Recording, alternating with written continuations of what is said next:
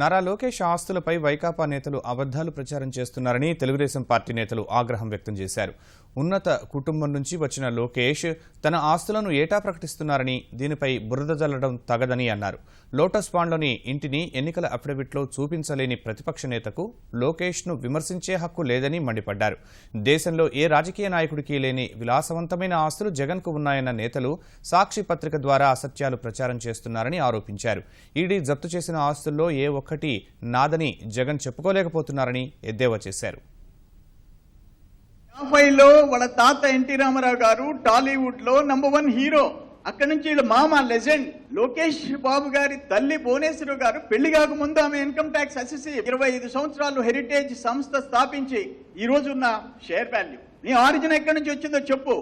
నీ ఆరిజిన్ అవినీతి, వాళ్ళ ఆరిజిన్ అగ్రికల్చర్. చెప్పమనండి. ఈ రోజు నేను లోటస్ పాండ్ లో ఉండే ఇల్లు నాది కాదు, నా ఆస్తి కాదు. లేదు, ఎల్హంక 29 ఎకరాల్లో ఉండే విలాసవంతమైన భవనం. ఇవన్నీ అఫిడవిట్లో చూపించేదానికి ఏమట్టం వచ్చింది నీకు అని అడుగుతున్నా.